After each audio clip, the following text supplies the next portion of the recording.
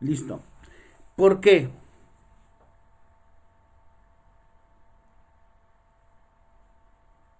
Pues yo creo que desde niños van adquiriendo conocimientos conforme se van desarrollando, conforme el entorno que tienen. Desde ahí es como se va forjando y pues creo que es parte, digamos, fundamental para Ujú. un futuro. Bien, gracias Ale. Definitivamente tiene que ver con esa etapa definitoria de una persona. Correcto, me parece muy bien irnos por la idea de que tiene que ver con esta cuestión de la potencia de un niño. Muy bien. ¿Alguien más? ¿Alguna otra visión?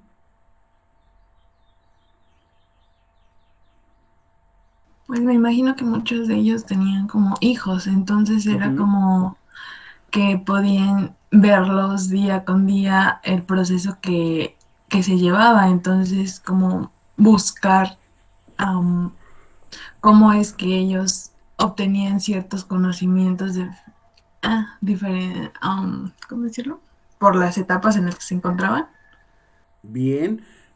Muy Piaget, ¿no? Jean Piaget lo que hizo fue justamente eso. Parte o gran parte de su teoría está específicamente ligada en la observación que él hizo de sus hijos. Y justamente, bueno, ya lo revisamos en su momento, la teoría de los esquemas de Jean Piaget han servido como base para explicar justamente esta pregunta o la respuesta a esta pregunta. Uh-huh. ¿Por qué niños? Porque en los niños están los procesos que van a definirse en la edad adulta. ¿Ok? Aparte, desarrolla el concepto que algunos de nosotros hemos adoptado de una manera quizás errónea, que es la edad mental. Uh-huh. Nosotros decimos, ay, estás bien chavito, ¿no? Cuando queremos definir alguna cuestión relacionada con la inexperiencia o la inexpertise de algo, de alguien en algo o hacia algo, ¿no? Así como de, oye, ¿cómo ves que estos cuates quieren hacer tal cosa? Ah, déjalos, están chavos, ¿no?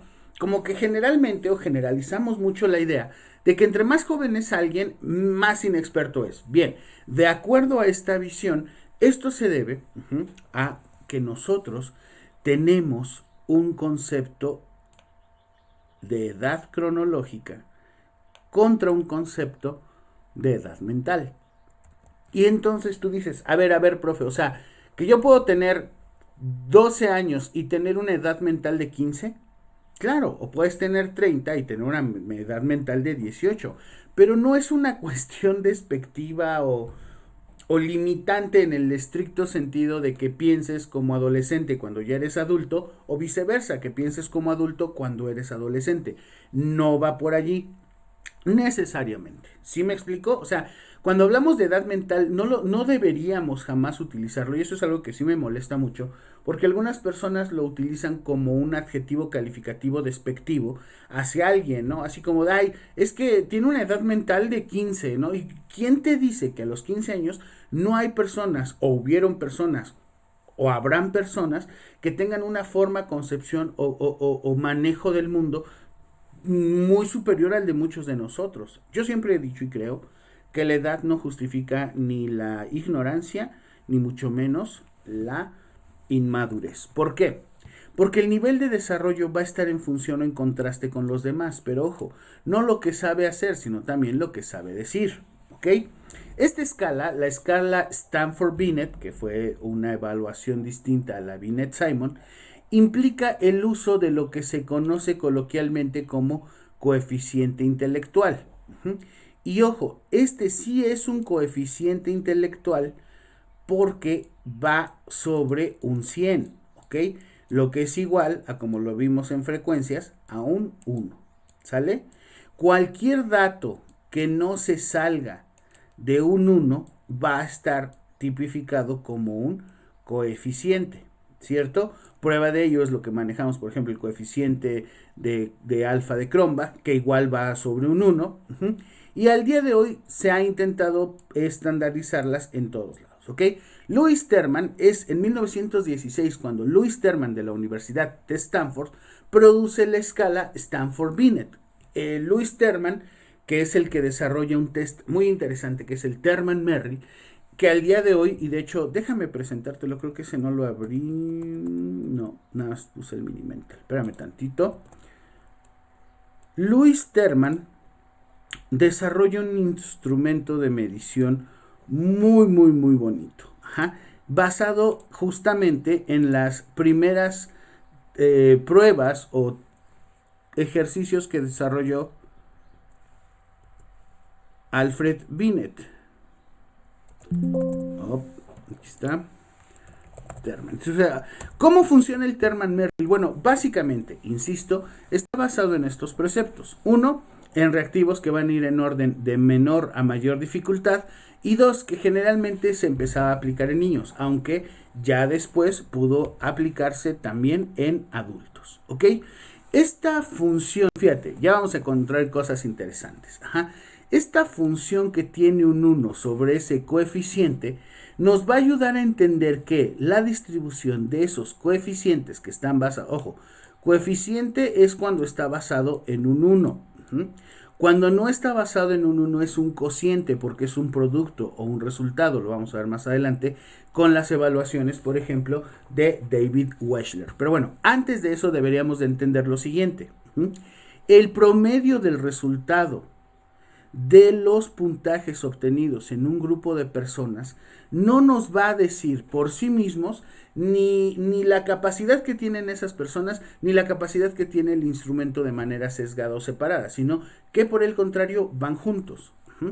En este caso, el desarrollo de una función que va a ir con base a el grado de dificultad y el número progresivo de ítems con base a las tareas y al número de veces que se le proporciona al sujeto información para resolverlas, nos va a ayudar a entender que la mayor parte de la población siempre va a caer en un rango medio, o sea, en promedios, y que solamente las calificaciones o puntualizaciones muy bajas o muy altas van a estar en función a una periodicidad muy compleja, o sea, no es muy común ni que te salgan muy altos ni que te salgan muy bajos. Ajá. Una pregunta que hasta el día de hoy me ha fascinado y lo hicieron en el grupo de los que ahorita están en noveno, cuando veíamos esto en test psicológicos estandarizados, me acuerdo que me preguntaba, oiga, profe, entonces usted quiere decir que hacer pruebas de inteligencia a personas o que están limítrofes o están sobrecalificadas es la base de esta evaluación? Le digo, ¿por qué? Sí, pues porque ahí está diciendo que todos los resultados, en la mayoría de las ocasiones que se aplique a un grupo, van a caer o van a llevar una tendencia a la media. Y le digo, no entiendo. Dice, sí, o sea, ¿para qué hacer un examen de evaluación de la inteligencia si, como dice allí, pues todos van a caer en la media? ¿Por qué no mejor se lo aplica en lugar de todo el grupo a las personas que usted considere pueden salir más altas o más bajas? Y dije, órale, qué buena reflexión. Y tiene razón, de hecho aquí lo está diciendo, la mayor parte de la población siempre va a caer dentro de un rango medio. Y ciertamente, después yo fui testigo de ese fenómeno en todas las ocasiones que he tenido que aplicar pruebas de inteligencia. La gente siempre cae en puntos medios. Y cuando llega a caer, fíjate, o en puntos muy bajos o en puntos muy altos, se debe a veces a otros factores que a que realmente tenga conocimiento o dominio del tema. Ok. Ahora, 2/3 partes siempre van a caer entre 85 y 115. O sea, puntuaciones en donde solamente 50 puede obtener un cociente intelectual entre 130 y 1 en 50, obteniendo menos de 70. ¿Sí queda claro? O sea, realmente, y sobre todo en función al análisis de las variaciones de estos promedios, realmente sí estaríamos hablando de que es cierto, o sea, la mayoría de las personas van a estar en un rango promedio. Bien, pues es justamente lo que a otro sujeto eso llamó poderosamente su atención. Pero déjate presento el Terman-Merrill. El Terman-Merrill es un instrumento de evaluación dividido en 10 etapas o en 10 subpruebas, ¿sale? Cada una de ellas va a tener un componente específico de evaluación, pero todas, absolutamente todas,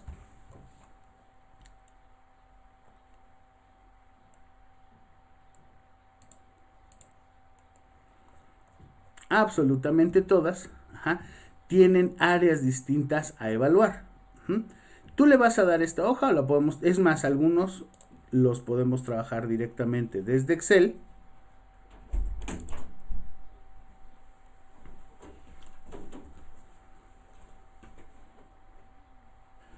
Dejé sus llaves ahí en el de las escaleras. Las llaves, ahí las dejé.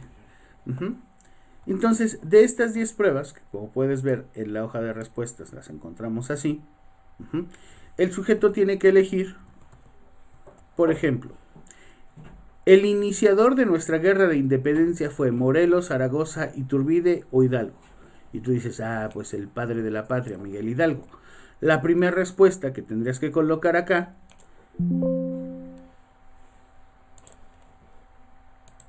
sería la D. Y así sucesivamente.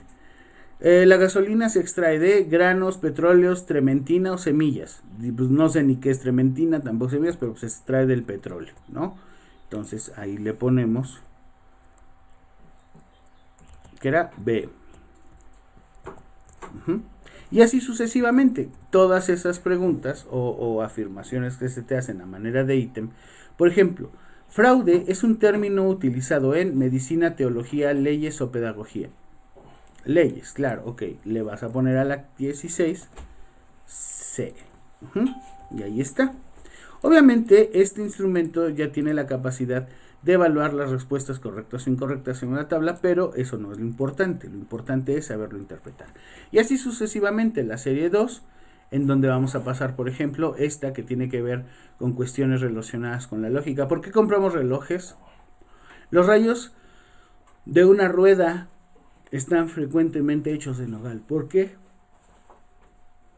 Un tren se detiene con más dificultad que un automóvil. Porque el dicho a golpecito se derriba un roble quiere decir, y así sucesivamente. Después vamos a tener un área 3 en donde vienen los antagónicos, en donde está igual o significan lo mismo, o los opuestos.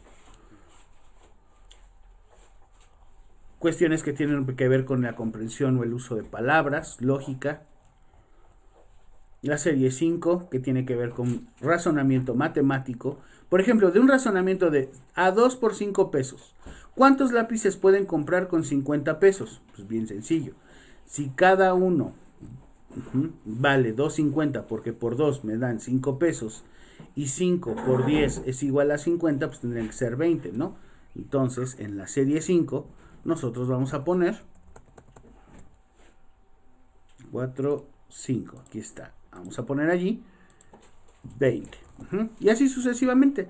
La prueba también es cierto, es por tiempo. Y generalmente las personas no llegan a alcanzar a contestar los últimos, pero insisto, es muy normal. Dice, seleccione la prueba correcta. Oído es a oír como el ojo es a ver. Sombrero es a la cabeza como zapato es a pie. Nos vemos más adelante y vemos. Alimento es a hambre como agua es a sed. Sujeto es a predicado como nombre es a. Y entonces es ahí en donde dices, sí, a ver, espere.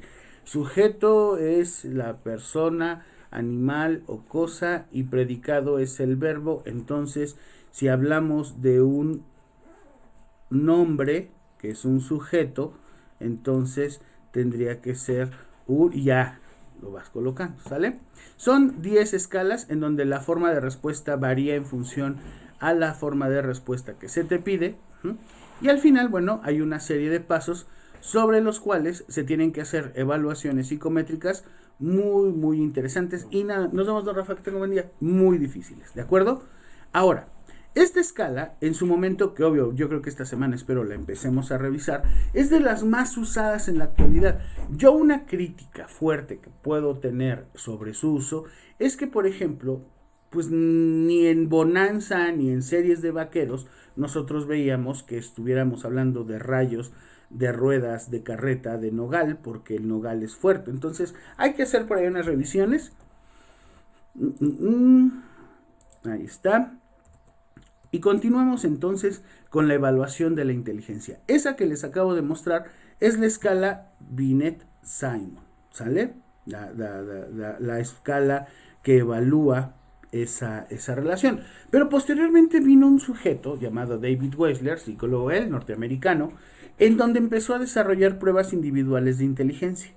La vida y obra de David Weisler, que más adelante vamos a ver con detenimiento, fue la que pudo ver como final de su trabajo concretada una escala que tardó, fíjate lo que te voy a decir, tardó poco más de 50 años, o sea, más de la mitad de su vida de David Weisler para poderse estandarizar. Y al día de hoy, te he platicado con mucho orgullo, la escala Weisler es una de las escalas que más utilizamos y que más nos gusta utilizar para evaluar algunos rasgos interesantes o importantes en la vida de las personas. ¿De acuerdo?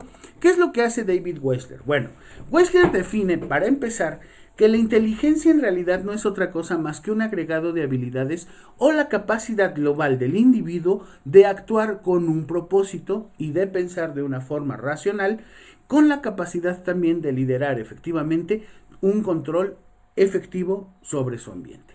Y que también tiene que ver con una estructura de respuesta de la manera en la que piensa racionalmente y sobre todo expresarlo de una forma efectiva.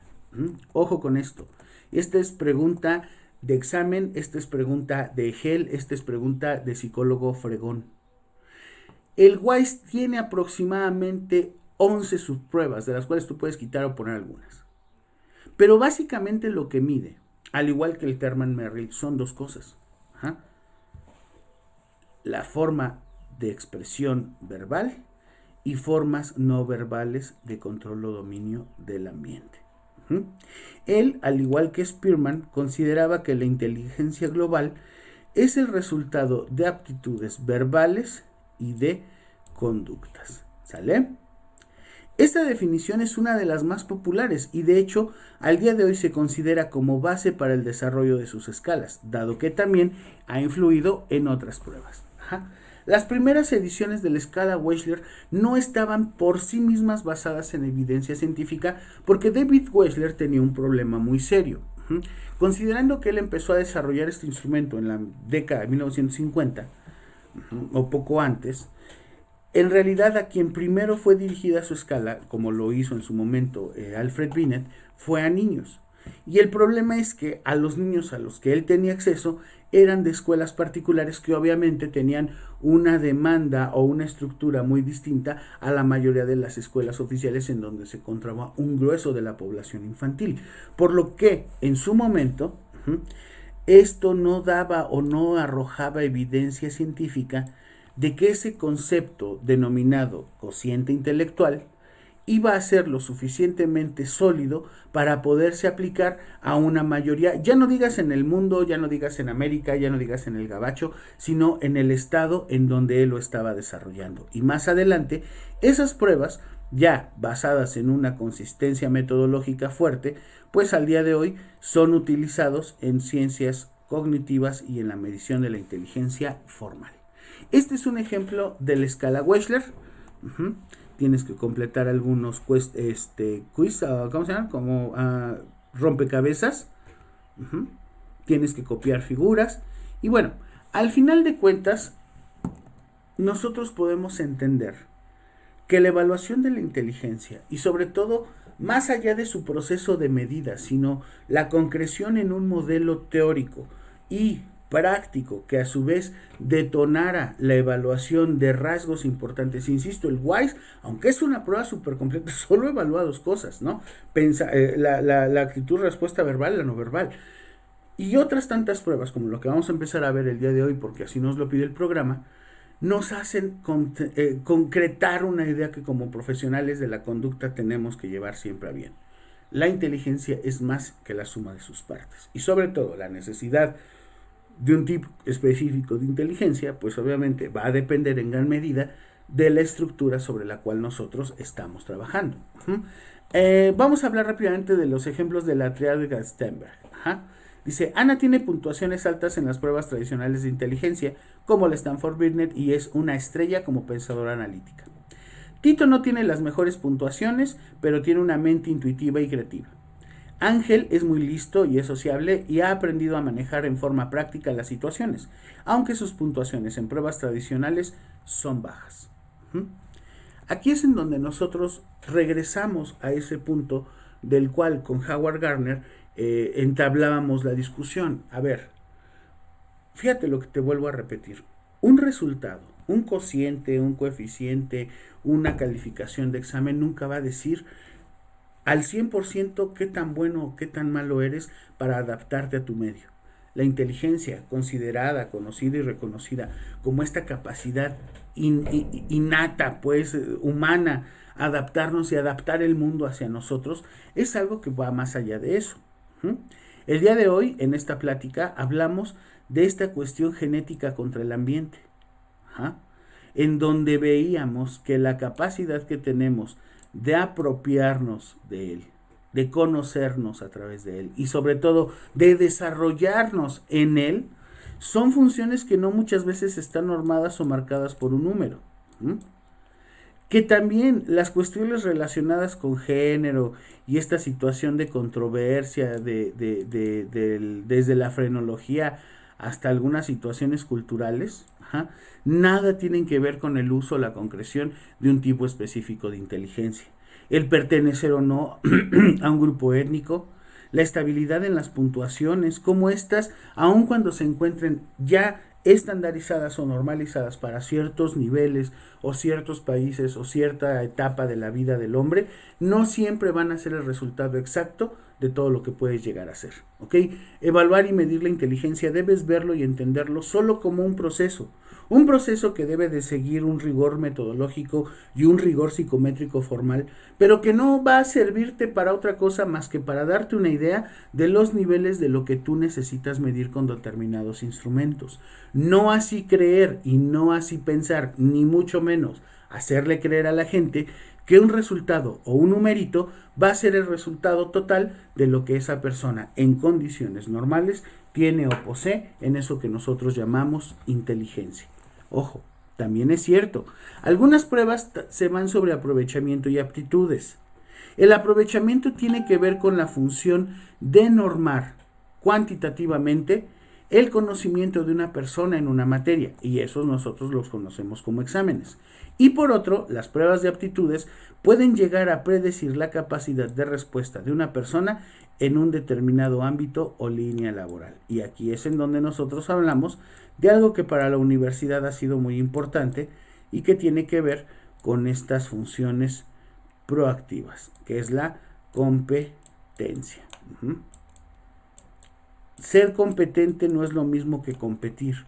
Ser competente es tener la capacidad de adaptación y adaptabilidad de las necesidades del mundo y de nosotros.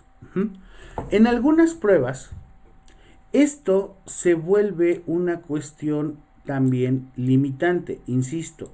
Cuando utilizamos estos resultados como adjetivo calificativo, ya valió gorro, ya no estamos siendo profesionales. Ojo, en algunos casos, cuando se trata de evaluar la retardación o retraso mental, existen puntuaciones significativas en el funcionamiento orgánico de un sujeto. Ejemplo, en algunas escalas, el cociente intelectual tiene que ver con la consecución de algunos puntajes.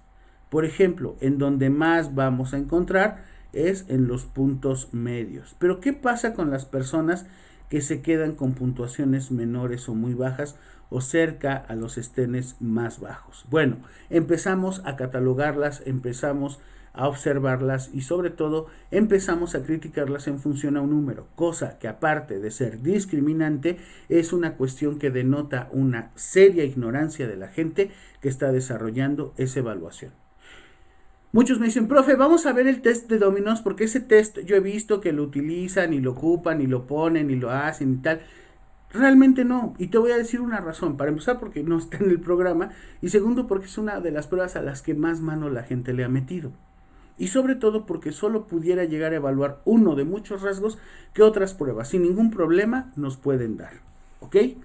Ahora sí, tienen ustedes en función a todo lo que en estas clases hemos dicho, hemos hablado, hemos concretado. ¿Tienen ustedes alguna duda, alguna pregunta, algún comentario?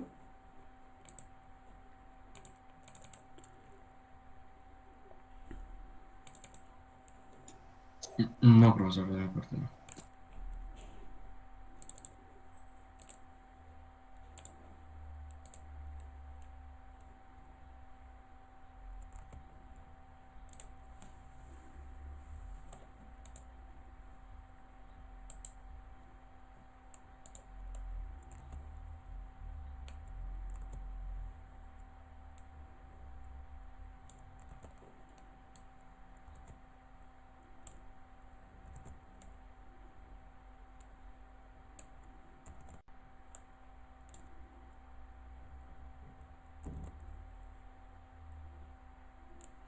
¿Seguros? ¿Dudas? ¿Preguntas? ¿Aclaraciones? ¿Todo bien? Profe, yo tengo una, bueno, si me podría hacer una aclaración, pero es respecto a la plataforma. Bueno, es que no me aparece su carpeta. Bueno, no carpeta, como tal la materia, entonces quería ver si era así como cuestión de la escuela o, o por qué no me aparecía. Tiene que ver con esto de que se van actualizando. Yo creo que no hay ningún problema. De hecho, para prever eso, no he subido ni he colocado ninguna actividad justo para que no se atrasen, no se preocupen y sobre todo no haya situaciones ahí como de es que sí lo hice, pero no lo hice. ¿Sí me explicó? Ah, ok. Mientras esté su carpeta aquí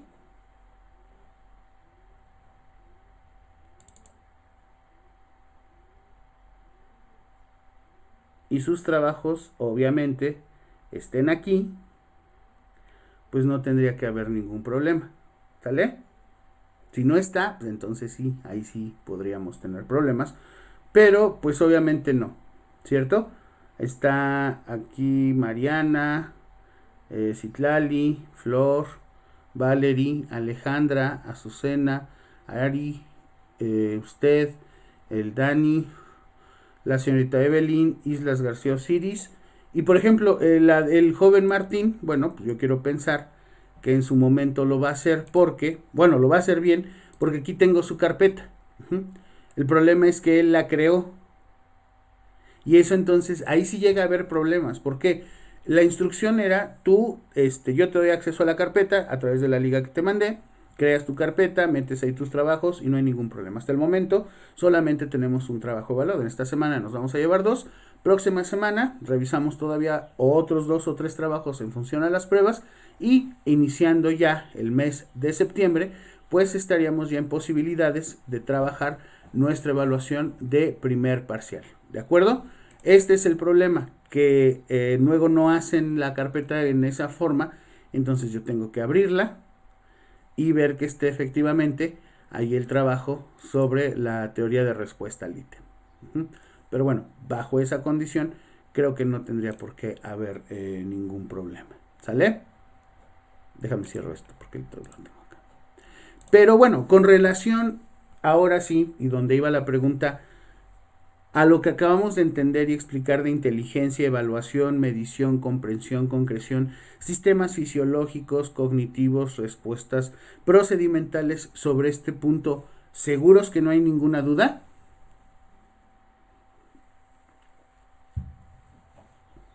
No, Ok, no, profe.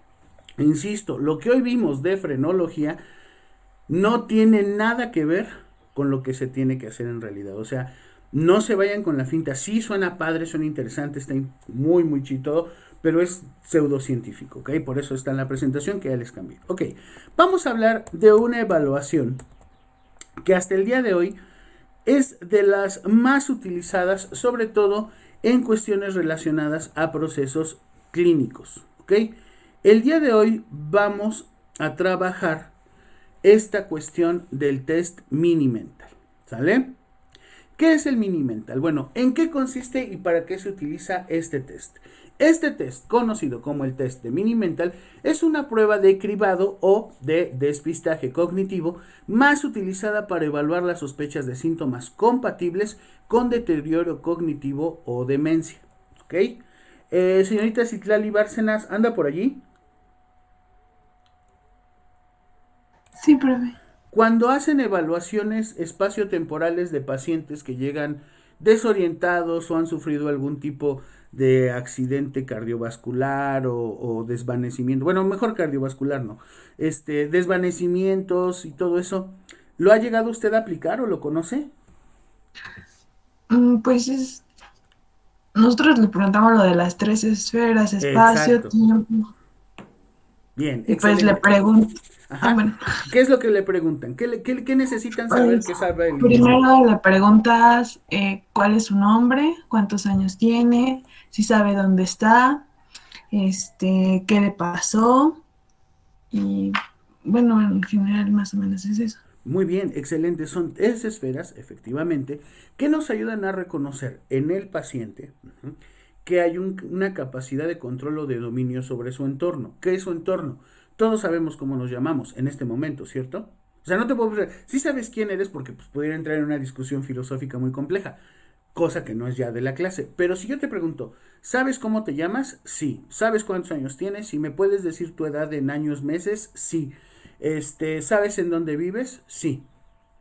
Obvio, si yo tengo a un alumno que es foráneo y está viviendo aquí en Atotonilco y estamos en clases presenciales y es primera semana de clases y le pregunto dónde vive con señas, dirección y todo, pues hay una posibilidad importante de que falle, pero bueno, de eso hablaremos más adelante. Este test es una prueba sistema de cribado que ayuda a conocer a través de un despistaje cognitivo las sospechas de síntomas compatibles, ojo, con deterioro cognitivo o demencia. ¿Alguien sabe o me puede explicar qué es o qué entiende por deterioro cognitivo?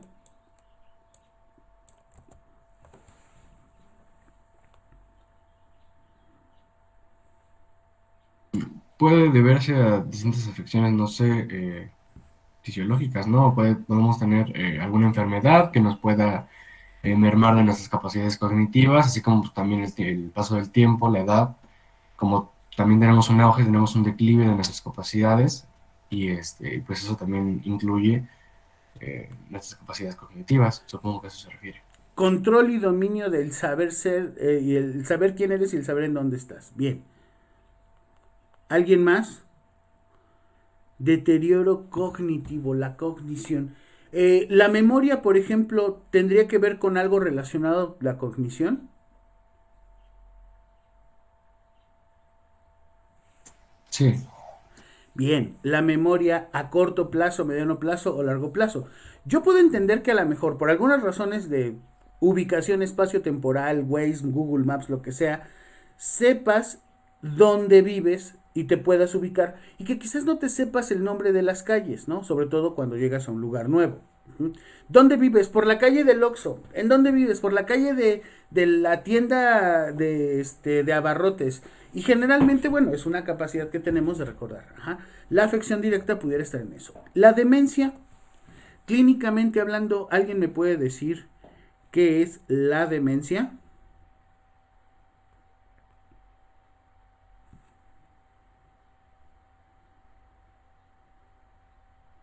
Así como, vuelvo a insistir, cuando utilizamos erróneamente o despectivamente algunas situaciones o circunstancias de carácter clínico como si fueran adjetivos calificativos.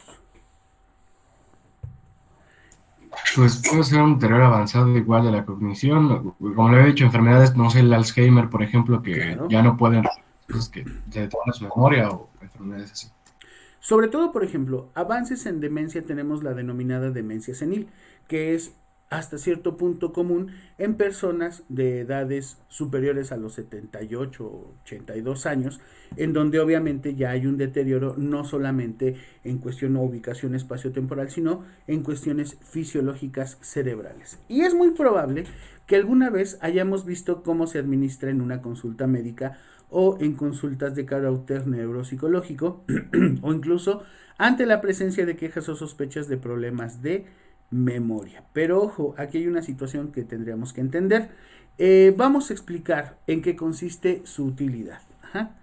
El test publicado en 1975 llamado Mini Mental State Examination o en sus siglas en inglés MMSE, cuyo primer autor es el doctor Marshall Folstein, se le suele denominar el mini mental de Fonstein. Ajá. En 1979, el doctor Antonio Lobo, en España, publicó una versión adaptada y validada a la que le llamó mini examen cognitivo. Ajá. Ahora, ambas versiones han sido objeto de múltiples estudios y de múltiples revisiones. Es más allá de las revisiones y los cambios que se le han hecho al instrumento, generalmente es en la traducción del español castellano, el español de Castilla o de España, al español latinoamericano, al español mexicano, al español chilango, al español hidalguense, al español que tú quieras, va a obtenerse variaciones. De hecho, el ejemplo que te tengo y de que te voy a prestar es el de el Estado de México, que se utilizaba en el Instituto de Seguridad Social del Estado de México. Ajá. Y en función a esto, bueno, te platico más de la prueba. La versión original es la más empleada en el entorno de la investigación, ya que permite comparar niveles internacionales de los resultados, o sea, databases. Ajá. Bases de datos. Ahora, existen adaptaciones y validaciones en muchísimos países y a distintos idiomas, y contando con baremos de corrección necesarios, dada la influencia de la edad y la forma en la que se lleva la escuela en determinados países. Básicamente es una prueba de administración rápida y es muy sencilla para profesionales, sobre todo del campo clínico. No estaba originalmente pensada para ser autoadministrada, ojo, esto tenía que hacerlo un profesional, ni mucho menos para realizarla en un nivel familiar muy básico, cuya memoria o algunas situaciones de deterioro cognitivo no se estén llamando la atención, dado que su aplicación tiene que llevarse a través de un conocimiento científico. Ojo, de acuerdo a la puntuación y entre las señales de sospecha de alerta de algún trastorno en la memoria o de un posible deterioro cognitivo, siempre es solicitar, muy importante, siempre es solicitar una consulta con el profesional médico para saber si esta persona no está utilizando algún tipo de medicamento que puede llegar a utilizar bajo alguna circunstancia ya prescrita y que obviamente tenga una afección directa sobre su memoria o su cognición, porque sí, hay algunos medicamentos que pueden llegar a afectar tu conducta cuando los consumes, sobre todo cuestiones relacionadas con barbitúricos psiquiátricos. Ahora, ¿en qué consiste? Este test comprende una serie de preguntas y obviamente el hecho de desarrollar algunas actividades en la persona evaluada. Sus resultados, que van a estar puntuados en función de un 0 un 1, permiten establecer una valoración no de... puedo leerte todos los anuncios. Puede permitir una valoración de cribado o despistaje de su estado cognitivo en distintas áreas donde se pueden revelar síntomas cognitivos y que el mini mental resulta como los siguientes. La primera y la más importante, como nos dice la señorita Citlali, tiene que ver con la orientación espaciotemporal. La segunda, con la capacidad que tiene para recordar de manera inmediata y retener alguna información con la que nosotros le estamos brindando. Por ejemplo, para su evaluación